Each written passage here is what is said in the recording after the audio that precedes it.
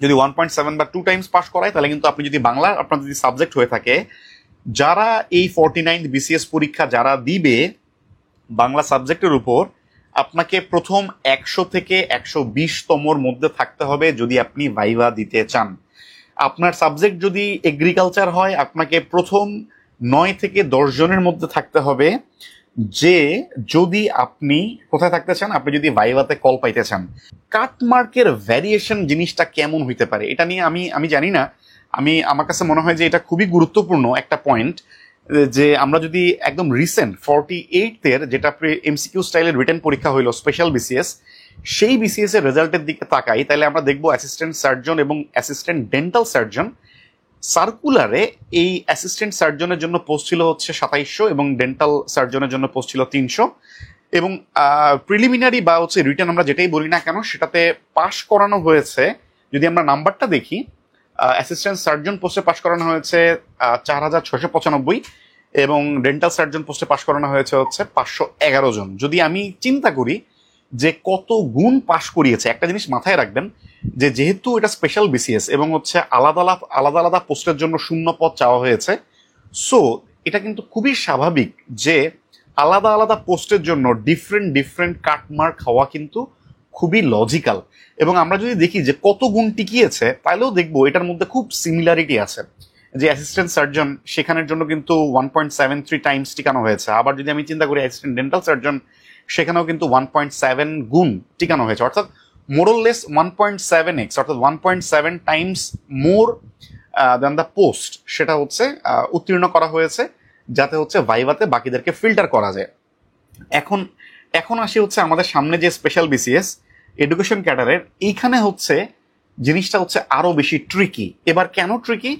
কারণ হচ্ছে সে for example আপনারা যদি 49 সার্কুলারটা একটু দেখেন, সেই সার্কুলারে বাংলাতে আপনার সিট ছিল হচ্ছে 61টা, আবার ইংরেজিতে মনে করেন সিট আছে হচ্ছে লেকচারার পোস্টের জন্য 50টা, বাট এগ্রিকালচার পোস্টে সিট আছে 5টা, সংস্কৃত এই ভাষায় মনে করেন যে এই সাবজেক্টে পোস্ট আছে মাত্র 5টা।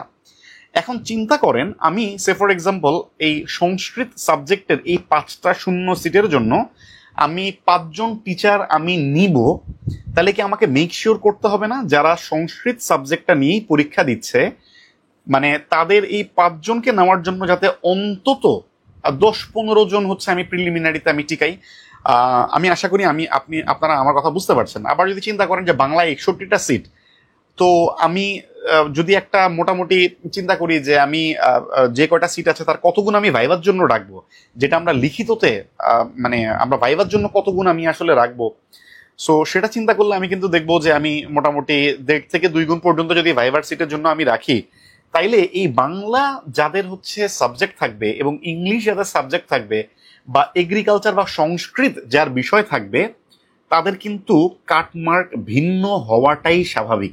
কারণ মনে করেন ইংরেজি যে সাবজেক্ট, সেই সাবজেক্টের সাবজেক্টিভ এক্সামে যেরকম কোশ্চেন হবে এবং সাবজেক্টিভ এক্সামে তারা যেমন স্কোর করতে পারবে এবং কোশ্চেনের হার্ডনেস যেমন হবে, ডেফিনেটলি এগ্রিকালচার অথবা সংস্কৃত এই দুটা এক্সামের বা প্রত্যেকটা এক্সামের ডেফিনেটলি হচ্ছে কোশ্চেন প্যাটার্ন, কোশ্চেনের হার্ডনেস, এগুলো কোনো কিছুই মিলবে না।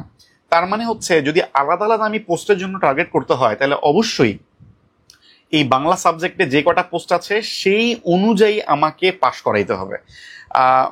মোটামুটি আশা করছি আপনারা জিনিসটা বুঝতে পারছেন। সো আপনি যদি বাংলা হচ্ছে আপনার সাবজেক্ট হয় বা ইংরেজি আপনার সাবজেক্ট হয়, সেই অনুযায়ী আপনি চিন্তা করবেন আপনাকে কত জনের মধ্যে থাকতে হবে। আমি হচ্ছে কি বলে এখানে হচ্ছে আপনারা যদি সার্কুলারটা দেখেন, তাহলে জিনিসটা আপনারা আরো ক্লিয়ারলি বুঝতে পারবেন। আপনারা অলরেডি ডেফিনেটলি দেখছেন, যেমন হচ্ছে লেকচারার উদ্ভিদবিদ্যা, হ্যাঁ বোটানি, সেটার জন্য 24টা সিট। সো ডেফিনেটলি আমাকে এমন পরিমাণ হচ্ছে টিকাইতে হবে যাতে করে মানে এমন এমন হবে না যে মনে করেন যে আমি একটা কাটমার্ক সেট করে দিলাম যে 200-র মধ্যে আমি দেখলাম যে কাটমার্ক সে ফর এক্সাম্পল 102, সবার জন্য 102 কাটমার্ক হবে না। কারণ এমন হইতেই পারে যারা বোটানির কোশ্চেনটা অনেক কঠিন হয়েছে এবং যারা বোটানির যারা পরীক্ষা দিছে তারা কেউই 95-এর উপর পায় নাই, তাহলে তো বোটানির কেউই সিলেক্টেড হবে না, তাহলে তো 24টা সিটের সবগুলো সিট ফাঁকা চলে যাবে। দ্যাটস ওয়াই আপনাদের প্রত্যেকটা সাবজেক্টের জন্য ডিফারেন্ট ডিফারেন্ট কাটমার্ক হবে এবং ডিফারেন্ট ডিফারেন্ট মানে সবগুলাতেই মোটামুটি একটা সার্টিন অ্যামাউন্ট এর বেশি গুণ টিকানো হবে। যেমন আমরা যদি লাস্ট স্পেশাল বিসিএস এর কথা চিন্তা করি 1.7 টাইমস, দেখেন আমি যদি ওই আগের যে অ্যাসিস্ট্যান্ট সার্জন এবং অ্যাসিস্ট্যান্ট ডেন্টাল সার্জন দুইটার ক্ষেত্রে কিন্তু একটা জিনিস সেম, যে কত গুণ মানে সিটের এগেনস্টে কত গুণ তারা টিকাইছে, এটা কিন্তু পিএসসি ডিসাইড করবে যে তারা কত গুণকে ভাইভা নিবে। সো 2700 পোস্ট, ঠিক আছে, তাহলে তারা 4500 ভাইভা নিবে। 300 পোস্ট, ওকে, তাহলে তারা 500 জনকে ভাইভা নিবে। সো এই কত গুণ টিকাবে এটা হচ্ছে তারা একটা জেনারেলি একটা ফিক্স করবে, এবং এটা ফিক্স করার পর তারপর যদি তারা ফিক্স করে না আমি 3 গুণকে ভাইভা নিব, তাহলে বাংলা যদি 61টা সিট হয় তাহলে 3 গুণ করলে 318, 180 জনের মতো বাংলাতে টিকাবে। But in general